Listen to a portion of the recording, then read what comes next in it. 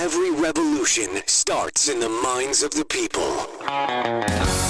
Arm yourself for the war of ideas. Take back your life. Take back your liberty. Tom Mullen Talks Freedom.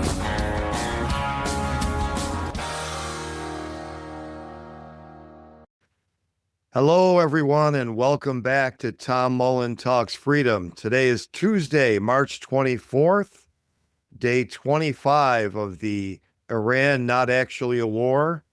And we're in the middle of now somewhat of a ceasefire, at least on the part of the United States, not necessarily its greatest ally, Israel or Iran. And it's been quite a 4 or 5 days. When you just think about what's happened regarding the Strait of Hormuz. So I don't think it was much more than 5 days ago where President Trump was saying, well, we may be winding down the war in Iran. They're not actually a war in Iran. We've achieved our objectives. We've destroyed 80 to 90% of their missile capacity. We'll see that they never give it a nuclear weapon. And although the Strait of Hormuz is closed, we think that that's really Europe's problem or Asia or China's problem. They're the ones who get the oil from it. We don't get that oil. That was like 4 days ago. 3 days ago, Donald Trump gave Iran 48 hours to open the Strait of Hormuz, or the United States was going to start bombing its energy infrastructure, starting with the biggest site first. Something that it has avoided doing so far, at least allegedly.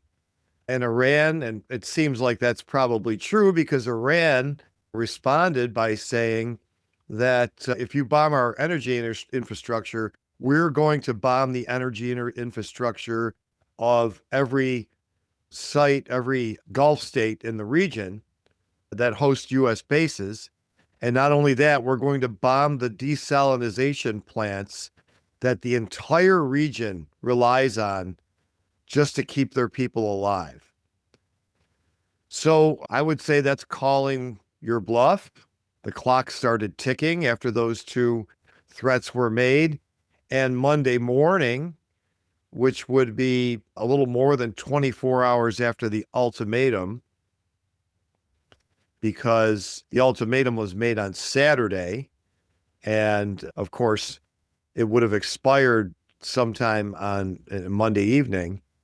President Trump comes out and says, "Oh, we're gonna put a 5-day hold on that destroying Iran's energy infrastructure and follow up the knock-on effect being destroying their civilization, because we've had very productive talks with Iran. And we're hopeful that we can reach a solution here that everyone can live with. So we're going to hold off." Now, immediately, Iran said, nobody's talked to anybody. And by the way, we're not interested in talking to the United States anymore. I just saw an interview with their foreign minister where he has confirmed, look, we've tried talking to the United States twice, and both times they attacked us while we were negotiating. So we're not interested in talking anymore. And no, we're not opening the Strait of Hormuz. And no, the war isn't over until our demands are met. So what interesting times we live in. I think it's kind of hard for an American audience to get their mind around the idea that the Iranians are done here. They've made demands such as reparations for the damage that the U.S. and Israel have done to their country. Of course, lifting all the sanctions on their country. Goes without saying, stop bombing us every 6 months. That's obviously one of their demands. And they want to keep on enriching uranium for their energy and medical isotope programs. And they're not going to give up their missiles. So I think what people have to understand, there's a few things here that people have to understand about this conflict. For Iran, this is existential, okay, for the Iranian state, for their government and society the way it's set up now, whatever anyone might think of it. This is existential. It's live or die, survive or not. This is by no means existential for Israel, no matter what they might say, and certainly not for the United States. I mean, most people in the United States are completely unaffected by this conflict right now. Now, the knock on economic effects might change that. But in terms of who runs Iran and what they may be doing in the Middle East, it really has nothing to do with the lives of 99 plus percent of the American public. And I guess that's the thing. Number one, you know, this is not benefiting Americans at all. There is going to be no benefit from this war. And that includes if the Iranian government is completely overthrown and replaced with a constitutional republic with an elected president. I mean, they already have an elected president, but without the mullahs over top, without Sharia law and, the whole fundamentalist Muslim thing, it still's not, that doesn't affect Americans' lives at all. How they live, how they choose to govern themselves. I think, a lot of attention's put on the oppressiveness of their government, and it is oppressive. But a lot of people don't understand that they also have widespread support among their people. There are people on this world that want to live that way, that are just as extremist in their religious zeal as the mullahs are. When they're polled, Muslims answer questions indicating they want an extreme Muslim society in vast majorities. Okay. You don't have to agree. I certainly wouldn't want to live like that, but nobody's making me live like that. And if that's the way they feel about it, and let me add, there are millions and millions of Muslim women who want to wear the hijab and the whole getup. Again, I don't agree or disagree. That's up to them. I really don't care what they wear, but they're not being forced. Now, of course, there are women who are forced and who are prohibited from doing things that they have every right to do in that country. Again, that is up to the Iranian population to deal with. It certainly, at the very least, is not the financial responsibility of American taxpayers, the liberty and security of every soul on the planet. I mean, how did we become responsible for this? How did we incur this liability? And when will it end? That's my question. But of course, we're not responsible. The only thing we're responsible for, to the extent that we're responsible for our own government, is dropping bombs on them. And they pretty much have said, we're done talking. And it's kind of hard for people to grasp. But day after day, they keep saying the same thing. You can stop bombing us. We're not stopping until our demands are met.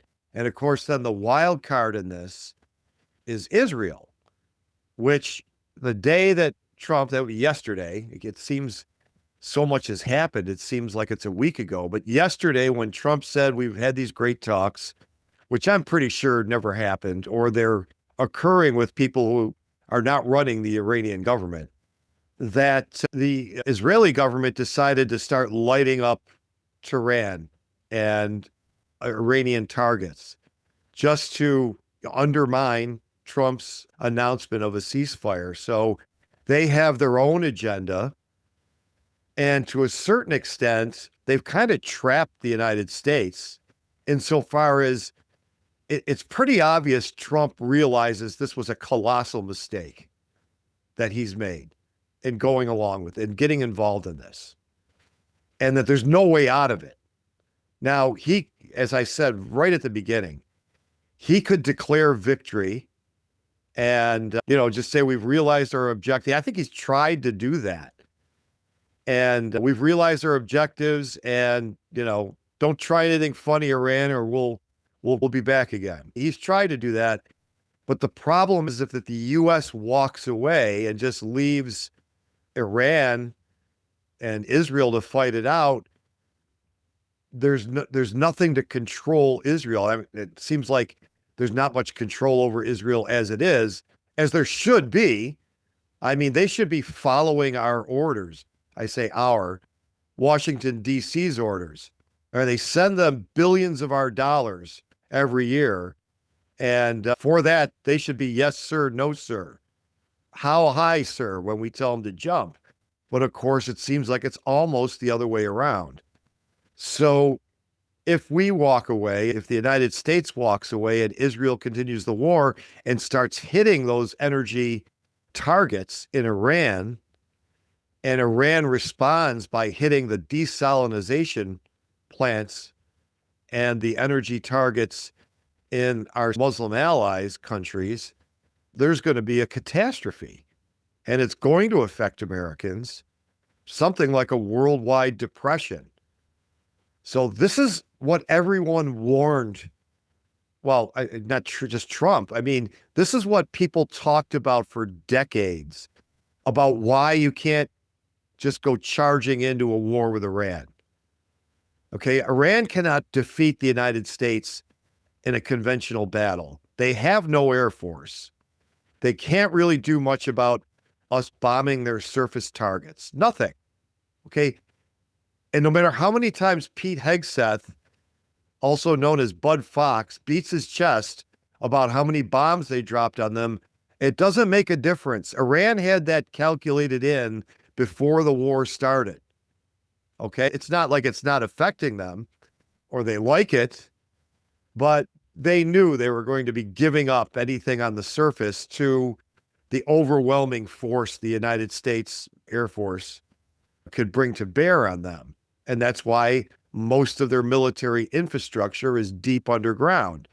And how much even the bunker buster missiles have affected those is, up for debate. I've tried to listen to as many sides of this as I can. And I really like John Mearsheimer because he's not a complete doomsdayer. He is called a realist. He sounds like a realist.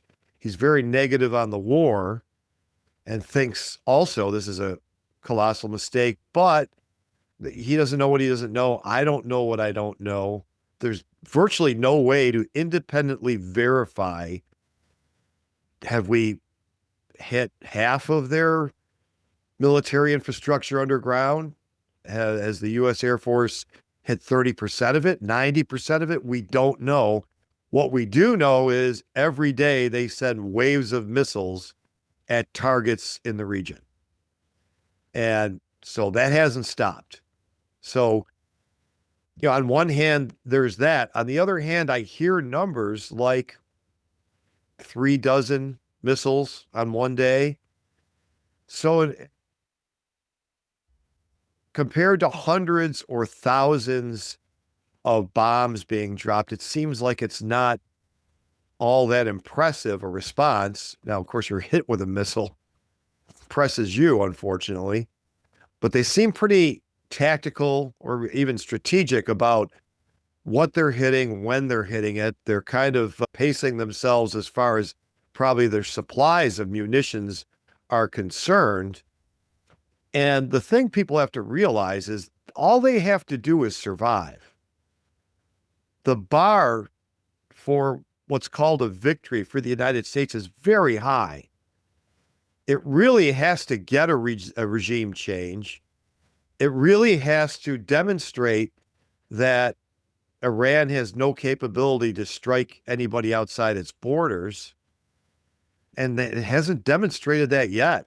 So, I mean, right now we know that Iran is hitting targets in Israel and in other Gulf states. And as far as its ability to fund and coordinate proxies, the Houthis have jumped in saying that they just might choke off another choke point as far as energy shipping is concerned. So they certainly are not at all disabled by this. Hezbollah obviously is not, and Israel's fighting with them. So, it's now, like I said, it's day 25. All right, a month has almost gone by, and nothing has changed. I mean, nothing has been accomplished concretely in terms of the stated goals of the war, in terms of anything that could be called a victory. And I really don't see why anything's going to be different a month from now or the month after that, unless the United States makes huge concessions to Iran.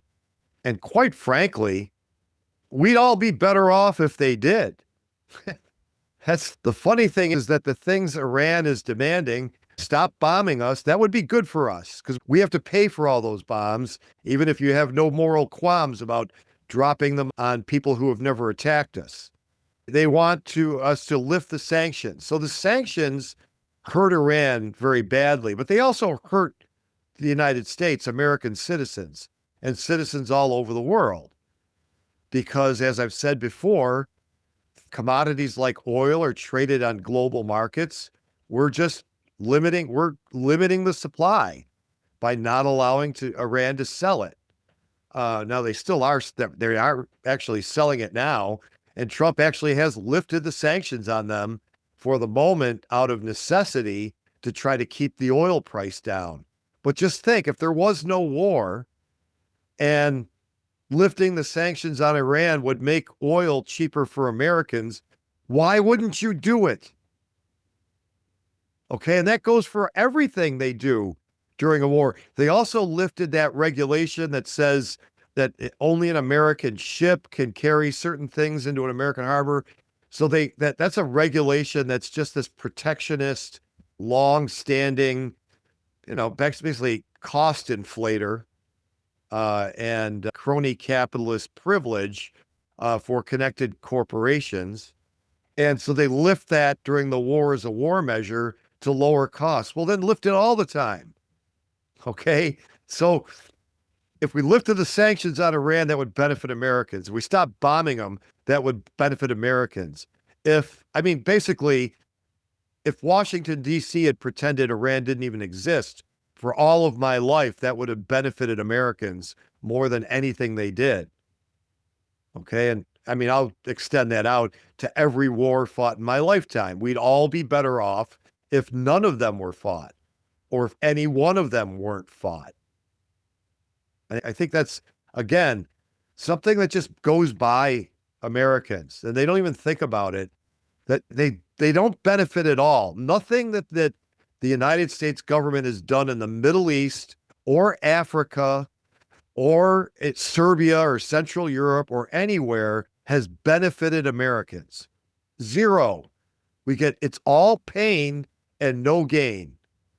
And the colossal waste of money, of capital, of lives, both American and foreign.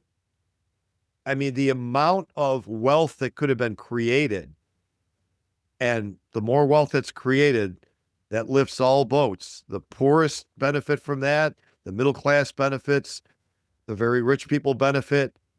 Okay? We just waste capital by the trillions to do things with no positive return. Think about it.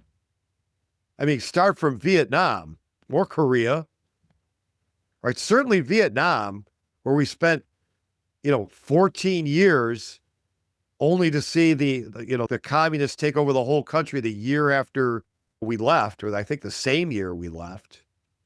No benefit, zero. Oh, and by the way, the thing that the reason that we were given why the United States had to go into that country was because if Korea fell, then all the other countries in Asia would start this domino effect and everybody would go communist. So, there were some other communist countries there at the time. Nobody stayed communist for very long. China held on until, depending on where you draw the line, 1979. So from the time they had their revolution in 49, and it was going on for many years before that, but when the Communist Republic was established in 49, it lasted 30 years. Vietnam, it lasted about 12. Not to say that they're laissez-faire capitalists now, but they're a market economy that we trade with and have for a long time. So obviously that domino theory was wrong. If anyone ever really believed it and didn't just want to invade and gave that as a reason. And you could just tick off the wars after that, that there was no benefit to Americans. There certainly was no benefit for Americans making sure that the Muslims took over Kosovo. All right. There was no benefit to Americans from overthrowing Bashar Assad and replacing him with the former leader of ISIS. I mean, he may be playing ball with DC right now for the moment. The chances that's going to turn out good long term, and the reports from there are that it has not turned out very well for Christians or even the wrong kinds of Muslims in that country. So it's just been one disaster after another. Libya, of course, the great achievement Obama had with Libya overthrowing Gaddafi is that their slave markets came back out in the open. They were having them right on the street corners after they got rid of Gaddafi. So great job, guys. But even more importantly, no American benefited from that. Okay? No American really was affected either way, whether Gaddafi or now it's just chaos reigned in that country. And you could say that for every war. And you'll be able to say that for the Iran war, no matter how it turns out, no American will benefit from this. And that's just one of the tragedies. And of course, if you have any empathy at all for the civilians that are killed in these things. And here's the thing, I don't get all bent out of shape about who bombed the hospital and whether, the soldiers went over the line. Soldiers are going to go over the line. Okay. War is the abandonment of reason. We're not reasoning anymore. We're destroying each other. That's what war is. That's why you don't do it unless there's no other choice and your own survival is at stake. That's when you go to war. And then no one is all bent out of shape if some reprisals are committed. It's war. Our survival was at stake. Okay. And don't forget, I think some responsibility should be put on people joining the Army now, or at least their parents, because a lot of these people are young. They don't know any better. But they know what they're going to be doing. They're not going to be defending the Constitution or even America. So they should not be joining right now. But again, 18-year-old boys whose testosterone is surging, that are heading peak aggressiveness years, this is something that appeals to them. It's natural. So it's up to their parents to talk them out of this if they can. All right. But once they're in there, what happens to them? What do you think basic training is all about with the yelling in your face and the push-ups and the brutal treatment? It's to break you.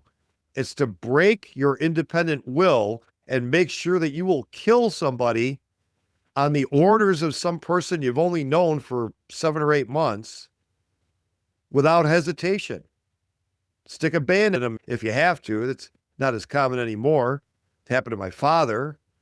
Said the worst day of the war for him in Korea was the day that they were ordered to fix bayonets.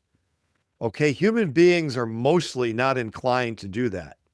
It's down there, it's in there, but your whole upbringing has to be kind of broken, and your natural inclination not to kill other human beings other than in defense of your life has to be broken so that you'll do it on someone's orders, so you'll do it offensively. So having done that to the person and threatening them if they disobey an order, they could be court-martialed. I tend to give wide latitude to the guys on the ground. Okay. I mean, if they deliberately shoot a non-combatant in cold blood, okay, haul them up. But really, it's got to be that bad because you've put them in this position. All right. And This is why you don't go to war. All right? War, they say war is hell. War is savage. War is about destruction at all costs. And you should only put yourself into that mindset and position if your own survival is at stake. And at no point in my lifetime has American survival or liberty been threatened by a foreign power. I mean, you could say the Soviet Union, okay, but that was a Cold War. And pretty much in retrospect, it turns out that Stalin was more afraid of the United States than vice versa, at least later in his life. And then, of course, after he was gone, there was a long, slow road toward rapprochement. And finally, of course, the Soviet Union collapsed.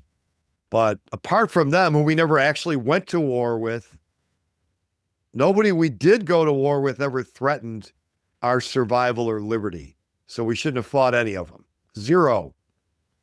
And we shouldn't have fought this one. So here we are in this position where it was a war of choice. Our survival's not at stake. The president obviously sees that he fucked up and he wants to get out of this one way or another. And he's trying to find an off-ramp, and it's not there. And a lot of people told him it wouldn't be there, and he did this anyway. Listening to Bud Fox, Pete Hegseth, Lindsey Graham, and a bunch of other Israeli yahoos, instead of listening to the cold intelligence analysis coming from several quarters or the Pentagon saying, this is not a good idea. Okay? So anyway, I mean, there we are. Who knows what's going to happen by the end of the week? So yesterday was Monday. So the 5 days would be, Friday morning, well, Tuesday, Wednesday, Thursday, Friday, Saturday. I guess Saturday morning, by the end of day Friday or Saturday morning, the second ultimatum is up. All right. So what's going to happen then? My prediction at this point is Trump is going to find some other reason not to escalate to the energy infrastructure. Maybe not. And, one danger here is it's sooner or later, he's going to feel like his back's against the wall and that he has to do something. And I'm very concerned about what that something's going to be. I think it will be to bomb those energy fields, resulting in Iran bombing the Gulf states, energy infrastructure, and desalination plants. And then you not only have a worldwide global depression, but a humanitarian crisis. I don't know the population of the Gulf states combined, but it's many millions of people that we're going to have no way of keeping alive without that water. And I haven't looked into any contingency plan. Well, there is no contingency plan. There was no plan for the war. I mean, let's put it that way. But how you might even keep all those people alive if their desalination plants go down, and how long after they go down they can survive. And and for the MAGA supporters that are trying to justify this war, at the very least, what this is going to produce? Millions more refugees. And guess where they're coming? Okay. So if nothing else, try to think 3 steps ahead and stop trying to mangle Trump's idiotic moves and his demented babbling into some kind of 4D chess, because it ain't there. And we're going to see millions more people displaced because of this, and they're going to flee to Western countries. How many times you have to see this movie before you know the script by heart? Okay. So it's really a disaster. And hopefully, the only chance, and boy, does this take, Trump acting out of character, let me put it that way, is that they just agree to the Iranian demands and walk away. And then you got to see what Israel does. So I'm trying to get some more guests on here. I'd like to get a wider variety. I would like to get, you can watch ABC News if you just want to hear the administration's pronouncements repeated, because they don't feel like it's their job to challenge the president on anything meaningful. I mean, they'll nitpick something they think can score political points for the Democratic Party, but they won't challenge him meaningfully on the war, how it's going. So you've got all these alternative sources that are very negative, and I'd like to hear somebody reasonable that thinks things are going well. And, please do write to me.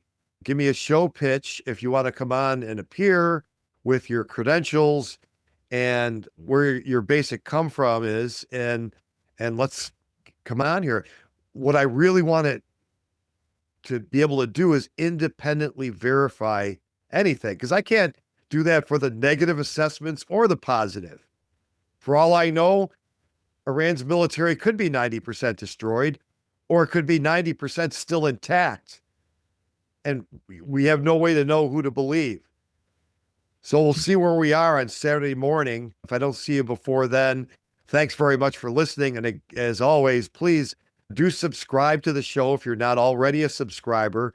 If you're listening to this on the Apple platform or one of the other podcast platforms, there is a video version on YouTube.